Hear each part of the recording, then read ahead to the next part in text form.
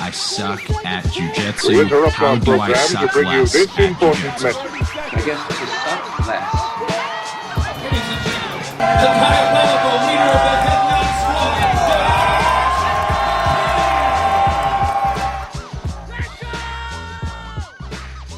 Hey everybody, this is Josh McKinney, and I just want to welcome you to the newest episode of the I Suck at Jiu-Jitsu show. So today, we're going to solve one of the biggest problems in Jiu-Jitsu. We're going to use a really simple concept to do it, but we are going to solve why you are getting injured so much, why I was getting injured so much, why so many people get injured so much in Jiu-Jitsu to a point that I bet a lot of coaches, a lot of school owners would agree that one of the biggest things you lose students to is not injury, not in a sense that they get an injury that they can never train Jiu-Jitsu again, but injury kills momentum. And injury stops people from showing up consistently. And one of the hardest things to do in Jiu-Jitsu is to have taken time off and then come back and get back to training consistently. And the reason that that is so hard to me is mainly ego. Mainly because you are going to probably come back and lose to people that you have never lost to before. And here is the worst problem with that. This is not just a white belt problem. This is not just a blue belt problem, not just purple, not just brown. This is a huge problem at black belt that I see. And how it works, let's say you start jiu-jitsu as a healthy 25-year-old, and let's just say everything is going for you. You're a straight white guy, you're a great athlete, things are doing good. Your name's Brad, you know who you are. And you decide you're going to start jiu-jitsu. And jiu-jitsu is this really fun thing. You can go, of course, you're going with black belts. You're getting murdered when you go with the black belts. You know how to lose very early, right? But you're a good athlete. You're young. You probably take to it pretty well. And you probably beat most of the white belts pretty quickly at your gym. Maybe all of the white belts. You probably, as a good athlete, are even beating some blue belts. Maybe even some purple belts. I didn't want to say that out loud, but maybe even some purple belts. You are getting better. You get your blue belt. You get your purple belt. You're now early 30s. Most likely, you haven't noticed a huge decline. Maybe there have been some life changes for you that cause you to notice a decline, but most likely you don't. Most likely you keep trekking and you get your brown belt, and eventually you get your black belt. Maybe you're 35 now. You spent 10 years doing jiu-jitsu. You can beat people down almost easily. And you assume that this knowledge is tied with you. You will be good at jiu-jitsu forever. There will never be an amount of athleticism that can overcome the jiu-jitsu that you have. But here's the thing, 35 is still very young. What about at 40? Are you still able to beat everybody, especially those young athletes, who you're actually teaching good jiu-jitsu to? What about at 45? What about at 50? Are you able to use the jiu-jitsu that you had, that you learned at 25, that you tied into athleticism, and honestly, you probably got a little addicted to winning in the gym, and you tied that all into this beautiful package, and now physicality is doing the evil thing that it does to everyone eventually. It leaves. It starts to go. You start to notice, I don't recover the same. My body is broken. These injuries that I have had for years that I thought were fine are getting worse. And there are still young athletic guys that I cannot keep up with. And typically what happens at that age is you quit jiu-jitsu. Not in a sense, like a lot of these guys are school owners. They're black belts. They've been training for a long time. But one of the most shocking things for me that I've learned while doing the I Suck at Jiu-Jitsu show and having conversations with people that I probably shouldn't have been able to, that were kind of out of my league, especially old school black belts. I'm going to make this crazy statement. there are so few people in the world. It feels like less than 100 people in the world who are, let's say, over 53, even over 50, that are black belts that train jiu-jitsu regularly. And especially that are black belts that train jiu-jitsu. Is probably more than 100, but man, it's probably not that many more than 100. It's not a lot of black belts. But when I see that, and then I get to, just in a few weeks, we're going to have Steve McKinney on the show, and he is going to give the formula to actually being able to get good at jiu-jitsu as you age. And not just enjoy jiu-jitsu, which is the goal, of course. We're all just trying to enjoy jiu-jitsu, but you'll hear these things spoken by most people is like, yeah, you pretty much just got to lose to the young guys. And that is true, but in a sense of ego, a lot of the times you have to lose to the young guys. What you'll find is as you start to relinquish certain positions that you used to always fight for example, you used to always fight for guard retention, and now you have no guard retention. Your guard retention was built around flexibility that you've lost, and strength that you've lost, and speed that you've lost. And you're getting your guard pass, or, I mean, even to a sense that I know a lot of people will have, for our Christmas special this year, we've got Rob Hanshai coming back on the podcast. Rob's one of my black belts. He had a double hip replacement. He cannot play the same jiu-jitsu that he used to. And what you do in that situation, what most people do is they feel sorry for themselves. And they go, oh, well, I can't play closed guard anymore. Well, I can't do jiu-jitsu anymore. And it's like, well, you can't do that. You can't do that version. And getting to see my dad and now some of our older guys who've gotten to learn from my dad about how to do this actually get better past 40 years old. It's bizarre that people don't know that this is happening. But so many guys that I get to talk to that are mid-40s, that are 40 to 50, are hanging on to jiu-jitsu training by a thread, and it's going to be gone soon. And now let's get into the episode. So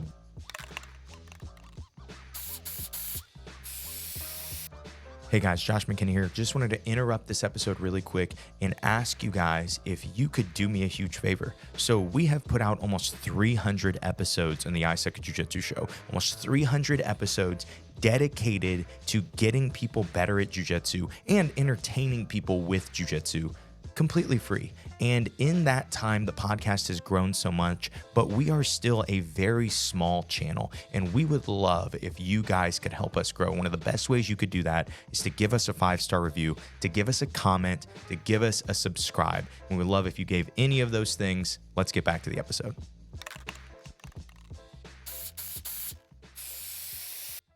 And now let's get into the episode. So this is how we're going to solve that. And it's simply understanding a concept. Whether you choose to do it or not, whether you choose to practice it or not is up to you, but understanding the relationship between volume and intensity. If you have lifted weights for a long time, this isn't a new idea to you. But for whatever reason in jiu-jitsu, we say jiu-jitsu training as if it is a box that you check. Oh, I trained jiu-jitsu today. I trained jiu-jitsu today. But what did you train? Right? What did you do today? Did you do live rounds from the feet? Did you 12 live rounds from the feet? That's a lot. Did you positional spar? That's less. Did you drill? That's even less. Did you, go with somebody that you have so much skill over and do a couple rounds with them? That's less, right? You can keep going and go, there are levels of intensity to jiu-jitsu that make even 2 open mats a completely different thing. One open mat is just all live rounds. You're trying to murder each other. And then you go to this other one, and it's not like that at all. It's like people trying to discuss how to get better at jiu-jitsu, people trying to break down positions a little more, people trying to get reps at certain things. And so one of the biggest things that I see for people is that they think of jiu-jitsu training as it's like, okay, I want to train 7 days a week. It's a lot. I don't know if you should do that, but let's say that is your goal.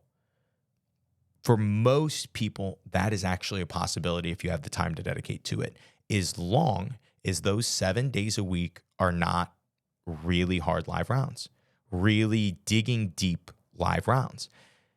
Now, let me say this. I am 30 now. Started jiu-jitsu when I was 14. There was a period of time where volume and intensity were irrelevant for me. And this is not an exaggeration. As a 17-year-old kid, I could train twice a day, most days, and most of that training was just live jiu-jitsu rounds with tough guys, and recovered in between. And it was funny at the time. I remember my dad telling me, like, I was really committed to jiu-jitsu at this point. And I was really like, just everything was about, how do I get better? How do I train more? How do I compete more? How do I beat better guys? That was it. And I remember being 16 and my dad saying something along the lines of like, hey, there is this period for the next 8 years of your life, 8 or 9 years of your life, where you are going to be on natural steroids. Your body is going to be growing excessively. And he's like, and if you train right during that time, it will be even better for you, be even more beneficial. But then it was also kind of this like, hey, you also can use this insane recovery that you're not going to have, right? But again, there's where the problem lies. My jiu-jitsu training method up until probably 23 years old was just do hard live rounds all the time. But then from like 24, 25, maybe it was a little earlier, maybe it was 22 years old. But you know, for the next couple of years after that, then it was learn to manage your intensity and see if you can never have to go hard and still win rounds. And I didn't realize, and this was, again, I've told you guys this a million times, but Sean Williams gave me that advice about learning to train without strength. And when I started to do that, my body started to feel a little better. I started to be able to stay with my twice a day training, but it was still, that was just too much jiu-jitsu. Even though I was like full-time jiu-jitsu athlete besides personal training and besides teaching jiu-jitsu, it was just too much. It was just too much for my body. And at 26, 27, 26, which is very young, my body started to break down. And that's like a weird way to say that, but I had a series of 3 really significant injuries that were all completely separate. It was a knee, a shoulder, and then that worst one was actually a rib. And told you guys this, even at the intro of the show, when we first started recording the show, for probably the first year, I had a really bad rib injury still. I had it for like 2 years. And that's insane to say, but it was, I couldn't train for months. And then when I could train, it was like very limited. But when I started to come back, I started to realize that those kind of things were going to keep happening until I made an adjustment. And I think a big part of this is just getting to see my dad go through this over and over, because I'll explain this to you guys later, but this isn't going to be the first adjustment that I have to make my training like this. This is going to happen again a couple more times throughout life. And knowing that is huge. Okay. So let's take a step back. Okay. Let's just make sure we're on the same page about what intensity and volume even are. Okay. So a really simple, I relate everything into having children, having a child and picking up toys. But let's say that my son's toy is on the floor and I pick it up and I put it away. Okay. And I did that one time. I could probably do that a bunch of times. It's not hard to do. So what if I say, like, you know what, for my strength program, this is all I have access to. I'm going to pick this toy up off the ground and then put it, up where it's supposed to be, and take it down and do that over and over for the entire day. So obviously, anyone who listens to that, like, that's a stupid idea. Why would you do that? That's the perfect example of too much volume. There's no intensity. It's not hard to pick a toy up off the ground and set it up on the shelf. But if I did it 1,000 times in a day, my low back's going to be hurt. Everything is going to be hurt. Most likely, I would have this mindset that like if I picked this toy up 1,000 times and set it on the shelf 1,000 times, I will be the best toy picker-upper on the planet. I just got 1,000 reps of it. But here's the problem. I just did too much volume, and there was a point of diminishing returns when it comes to me picking this toy up and putting it up. And the next day, I'm going to wake up assuming I should be a world champion at toy pickup, but I'm not even going to be able to pick it up once. My low back's going to be hurt. My shoulder's going to be sore. That is too much volume. It's so easy to see it in something like that. It is so hard to see too much volume in jiu-jitsu. It is so hard. And that is because volume is related to the second thing we're going to talk about, which is intensity. Okay? So we gave an example of kind of like excessive volume with not much intensity. Let's say you come in and you do one round from the feet, let's say 1 7-minute round from the feet with somebody who is your physical and jiu-jitsu equal. And so the only thing that you would have a chance to beat this person on is going harder. But you guys are so close, you probably can incrementally keep getting there, keep pushing. And if we were watching from the outside and we see that, that roll is going to start to get wild if you guys are equal in every way. And as people start to get thrown off the mats, as you start to run into the walls, into other training partners, and you start to get into weird positions and start to not tap to stuff, people would start to look over and say, oh, one of those guys is going to get hurt. One round, very little volume, but the intensity is too high, right? Those are very excessive examples. I don't think that those are as realistic examples. Really, the more realistic example is this. You typically train 3 nights a week, and they have open mat on Thanksgiving Day, and you don't usually train on Thursday. So you go to it. Well, I mean, it's Head Nod HQ, so they've got open mat on Friday too. They have open mat on Black Friday. So you train really hard that day. Then you go into Saturday session. You know, the session you normally do, and you'll notice even sometimes, I'm a little beat up. I feel a little slow. I feel like I have the heavy legs. I feel like I have this or that, right? We'll give some overtraining examples, and so you can kind of identify it a little more in a little bit. But your idea is you're going to train that Saturday, and you notice, oh man, I'm a little beat up. But don't worry, I'll take off Sunday, and then I'll come back Monday. And you go in and you try your normal stuff on Monday. Well, Monday, you have a really tough training partner. We're deep in the day. You haven't felt good the whole time. You're kind of been getting beat up. And you're going to go with your toughest training partner, and you guys start to go. You start to really turn it on. And a lot of times, this is going to be, of course, anecdotal for things that have happened to me, but also things that I have watched while coaching hundreds of people in jiu-jitsu. You see injuries those days. This happened to me almost word for word this year in the injury that I got, and it was the same exact thing. It was like a lot of reps, a lot of days in a row. I'm going on vacation in 2 days. Why not just do one more day? One more day, it's open mat. Why not just train hard? And I've grabbed a million times. I don't grab grips very hard most of the time. Most of the time, my response to someone trying to break a grip is me letting go. And I did that as I always do. I had a collar grip, and to add more to it, I even had the thought of, I was teaching the class, and I had the thought of, I really don't think I should train today, but it was like, man, I'm not going to get to train for a week. I'm going on vacation.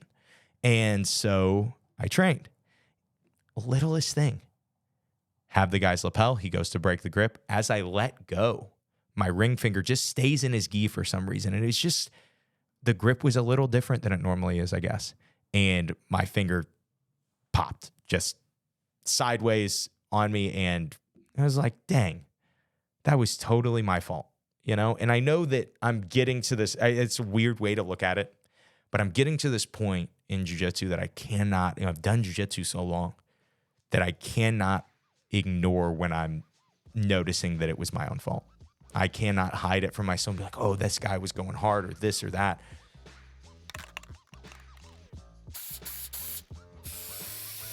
Hey guys, happy Thanksgiving. Just wanted to interrupt this episode with a really cool Black Friday deal that I have for you. And this is an I Suck at Jiu-Jitsu show exclusive. And this is only for today and Black Friday. And so it is BJJ Mental Models Premium, no matter what tier you want, whether you want the premium tier, whether you want the coaching tier, you want to be able to upload videos and get them reviewed by your best pal, Josh McKinney. Regardless of what you want, they are doing a Black Friday special where they are giving 4 months of BJJ Mental Models Premium, whatever tier that you like, for one price. But what's really cool about this is it's already a Black Friday deal. But if I Suck at Jiu-Jitsu show listeners at checkout use promo code JOSH, they will get half off the already heavily discounted Black Friday promotion. And that is all I have for you. If that is interesting to you, be sure to go to the link specifically in the description of this episode and use promo code JOSH at checkout to sign up for BJJ Mental Models Premium.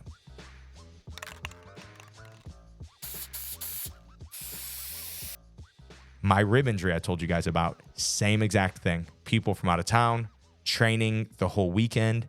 I normally would train that Monday session, but I could barely get out of bed on Monday. I was so sore. And I was like, you know what? Screw it. I'll just go train. And I popped my rib. Ooh, I'll pause it. Skip ahead if this stuff disgusts you, but I'll explain it. I'll describe it. One of my floating ribs actually popped and went in front, probably up 2 or 3 ribs in front of my other ribs. And I looked down and I could see it. And then as I extended my back, it went pop, pop, pop, and just rolled back over. It was so dislocated that if I flushed my toilet with either hand, reached out and put pressure through my fingers, my rib would just pop out. It happened it was crazy. It happened 16 times the day that it happened. And I think I went 3 weeks before I had a day where it didn't pop completely out. Yeah, absolutely horrible. But again, I felt it that day. The intensity, the volume was too high. And I said, I can push it one more. Overtraining doesn't exist. I heard it on a guy who runs a lot, right? And you can believe whatever you want, but overtraining absolutely exists. There is science to back that up. But on top of that, you can look at jiu-jitsu mats and realize that most of us are just always in this middle ground of being overtrained. And so while we're on overtraining, this is, I really liked this. This is just give you guys some symptoms of overtraining so you can kind of know when you're overtrained. But then also you can kind of look back and go, oh, that makes sense. And we're using this from jiu-jitsu, but this is not just jiu-jitsu overtraining. This is your intensity in your workout is going to come into play with your intensity and your volume of your jiu-jitsu. And so having that balance is going to be important. Now, let me say this. I don't like to think of overtraining as a sickness that you have or you don't. It's not like you're overtrained or you're not.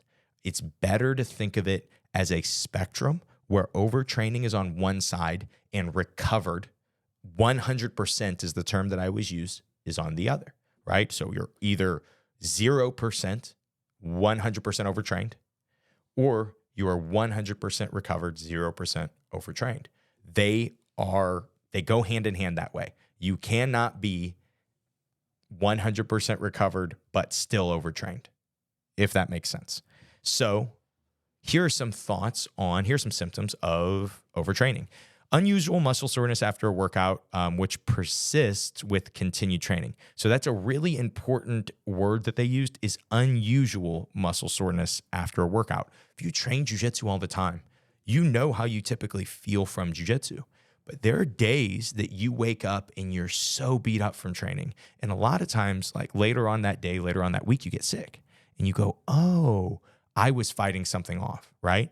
Your body was less recovered and you train hard and there's just nothing left, right? So this is the one I always tell you guys, and this is like such a performance jiu-jitsu competition one, is heavy legs, right? And it's, even at lower exercise intensity. You go to start jogging at the tournament. Sometimes you have heavy legs because you're nervous, but you go to start jogging at the tournament and you've been training hard that week. And you go, man, I have jello legs. I cannot keep stepping. Performance plateaus or decline. Obviously, that's what we just talked about, is understanding this relationship will not only help you train jiu-jitsu forever, but also help you compete better. It'll also help you perform on the day better. And so now these are some of the ones, and I think that people know that. They know, oh, I feel heavy, I feel beat up. But here are some of the ones that people I don't think realize. Inability to relax. Sometimes you can be so overtrained from jiu-jitsu that you find yourself mind racing constantly. It's like almost it gives you anxiety that you trained so much jiu-jitsu, it gives you anxiety. Increase in tension, depression, anger, or confusion. Poor quality of sleep. Doesn't that one suck? You can train so hard that it makes it hard for you to sleep, which, spoiler alert, the best recovery method that there is sleep, is getting enough sleep. If you are not getting enough sleep, you can take as many ice baths as you want. You are still doing yourself a disservice. It's those other things are so small compared to sleep. And this isn't just me saying this. There's a lot of science to back this up, but mostly there is, if you listen to the jiu-jitsu athletes that, especially the natural ones that are on the show, but even then, if I ask people, if we get on the conversation of overtraining and I ask people about recovery, it's almost clockwork anymore. Everyone starts with get 8 hours of sleep, get 8 hours of sleep. And then it's hydrate, and then it's, those other things. But it always is get 8 hours of sleep, okay? So that is, again, the tough part is you can have poor sleep because you're overtrained. And then you're behind on sleep and you're overtrained. And a lot of times you're mad. You're like, I'll just go train jiu-jitsu. And again, you're injured. Now, let's go with the wilder ones, okay? So this isn't as wild. So health-related signs of overtraining: increased occurrence of illness, increased blood pressure, and at-rest heart rate. I've heard people say this. I've tried it before. I don't know if it's always, if I'm excessively overtrained, then it's very easy to check my heart rate. My resting heart rate's high, higher than normal. And so you can check that, but I don't find it as like the best thing to check. I've heard people use that, say that's like the indicator is your heart rate. Now this one's crazy. This isn't for the boys. I know we're still just talking about the straight white male Brad that is doing jiu-jitsu, but for women, irregular menstrual cycles or missing periods, this is something that I actually had as a personal trainer. I had a client that was so overtrained. It wasn't jiu-jitsu, it was running, that was like, she was missing periods. And so these are hormonal problems that you're having. And the doctor was trying all kinds of different things. And it was like, hey, you should stop running. And she did. And everything went back to normal. And it was just that, she was running a lot of miles each day. It was definitely obsessive. But you can also lose weight, lose appetite. All kinds of terrible things can happen if you are overtrained. And again, one of the biggest things for understanding how to not be overtrained is to know yourself, because it's different for everybody. I can't give you at the end of this episode, I can't say, hey, if you're this age and you weigh this much, this is how often you should train jiu-jitsu. Recovery is, it's a genetic thing, but it also is something that you get better at. And so there is a relationship to you get better at not being overtrained by training, right? You have to work at times, right? And so one of the biggest things that has helped me, though, is always trying to think in certain terms of how I feel and kind of having those be my goals. Okay. So I'm going to start with competition because we've talked about this before and I know this is helpful for people anyway, but then we'll kind of deconstruct with some other ones. So in competition, one thing that I think, like 2020, 2021, I lost so much. And I told you guys I was dealing with certain injuries, but a lot of it was not that. A lot of it was I didn't know how to perform at my best consistently. I didn't know how to. It was like all of my jiu-jitsu career, I have felt inconsistent as a competitor. My entire jiu-jitsu career, I started competing 3 months into training jiu-jitsu. And so for the last 15 years, it was probably for 12 years, I felt inconsistent. And one tournament, is one Pans, I broke my ankle. Really sucked. Week later, competed again, re-broke my ankle. I don't think you can it wasn't healed.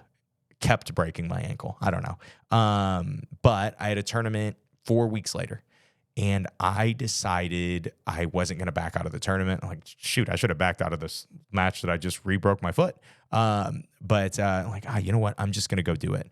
And in those 4 weeks, I got to train hard twice and then kind of drill, flowy, designated winner type stuff maybe 2 or 3 more times. I just couldn't walk very well. Warmed up that day of the tournament, performed better than I had ever performed in my life. And it wasn't even close. It was so noticeable. Like, how am I performing good with an injury? So 2 weeks go by, next tournament, same thing. Perform unbelievably well. 2 weeks go by, same thing. But in those other 2 weeks, I'm probably training once in those 2 week spans, one time. And it's harder training now. I can finally do some intensity, but it's still just once. I started to realize that the training camp of getting me in really good jiu-jitsu shape at a point is all about working hard, is always all about pushing myself. It's digging into my recovery constantly. And if I let myself get too close training that hard, my performance would just fall. It wouldn't mean I would lose. It's just in a sense of how you feel. A lot of good jiu-jitsu athletes you'll hear. A lot of just regular Joes you'll hear. Like, I felt off tonight. They just know their jiu-jitsu. They know their body well enough. They know that they're not accomplishing the tasks that they generally will accomplish easily. And so for me, when I started to deconstruct that, I started to go, oh, I used to train the night before competition or at least 2 days before and train really hard. And not only that, but like every day before then. When I switched my mindset, and this is the simplest little switch, but I said, okay, in the last 2 weeks of before a tournament, I will make sure I'm in amazing shape before that, before those 2 weeks. But in the last 2 weeks, I will only train if I feel 100%. I will not train jiu-jitsu if not. And that sounds crazy to people, like, oh, you're being lazy. No. I'm trying to maximize performance. And I'm using the relationship of both volume and intensity because I can still drill. I can still play designated winner. I can still get a ton of volume without having to dig into my recovery very much. Of course, there is still a level of volume that would dig into my recovery that could cause too much repetition, cause me a knee injury, cause me to be inflamed somewhere, whatever. But the big thing for me was just that tweak of, okay, sometimes I train 2 or 3 times in that 2 week span. You can train hard those 2 or 3 times. Sometimes I can only train once. Sometimes I'm like, it's only going to be low intensity stuff because I'm in good shape, but my body's too beat up. I need to recover. And when I started to just understand that being recovered is a real thing and it greatly affects your performance, started to make a huge difference as a competitor. Now, let's relate it. And like I said, we'll dig in with my dad a lot more.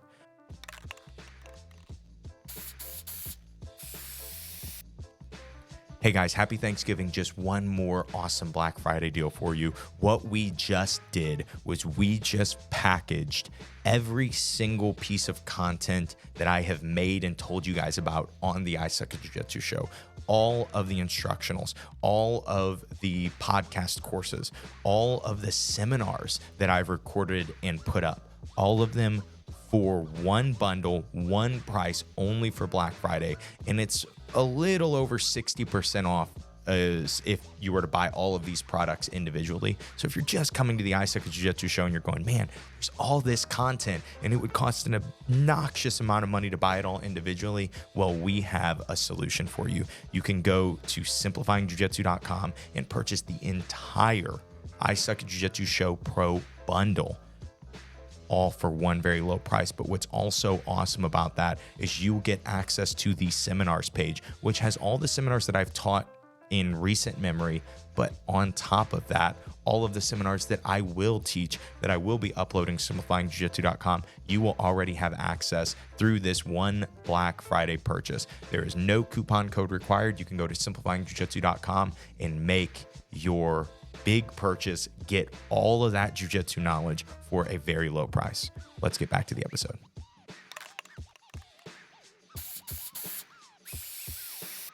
But let's go kind of up the age groups of how this relationship between intensity and volume start to change as you age.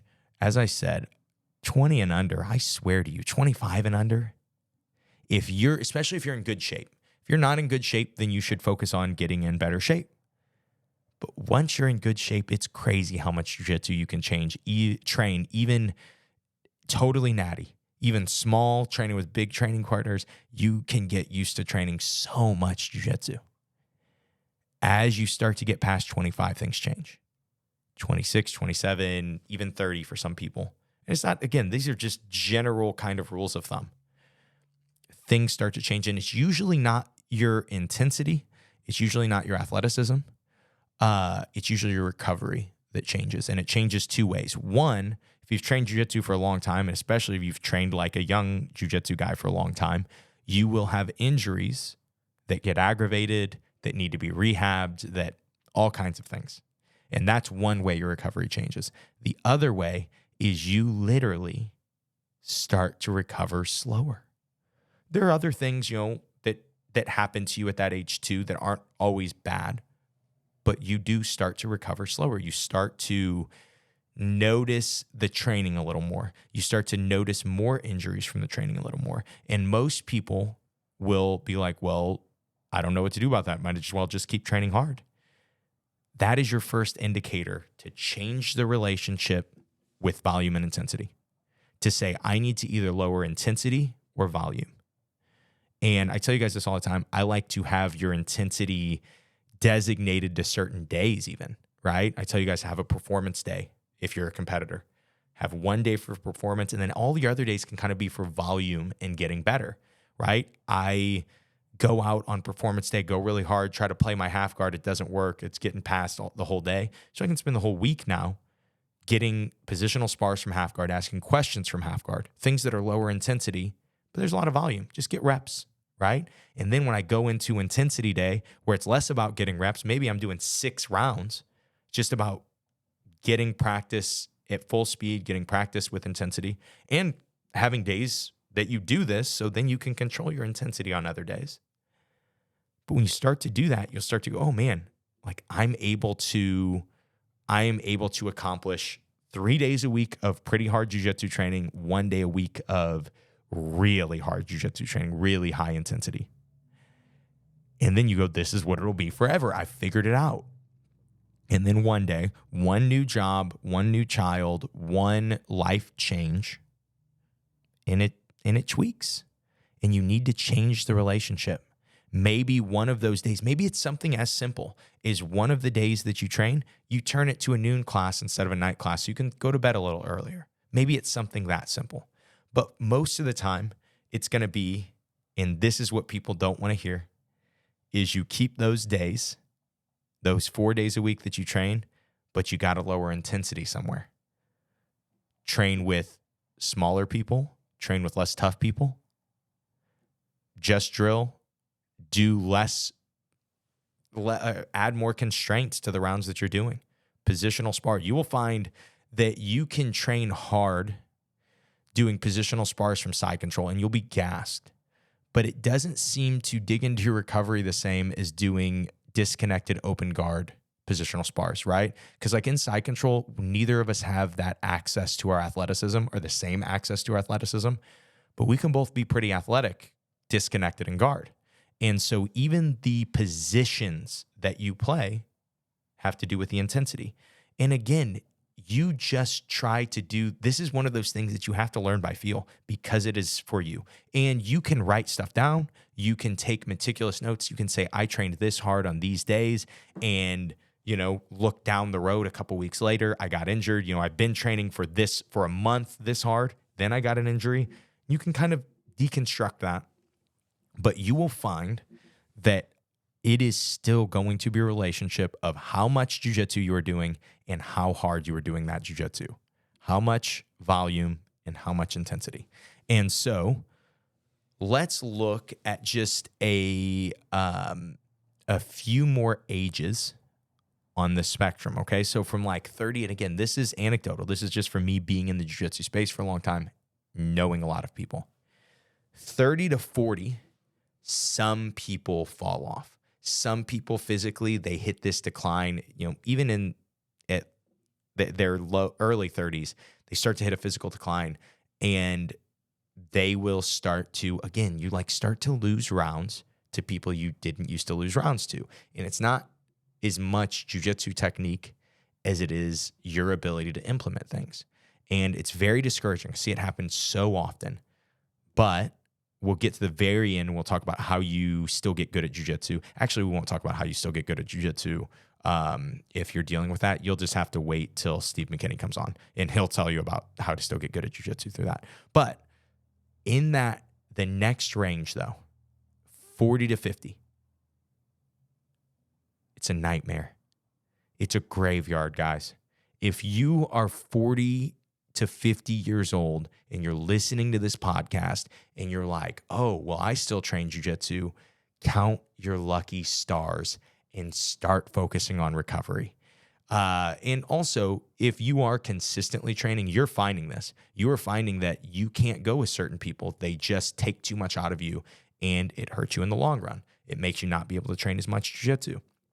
And you will also find that certain lower levels of intensity with more volume is just as beneficial, if not more, for your jiu-jitsu or for certain parts of your jiu-jitsu.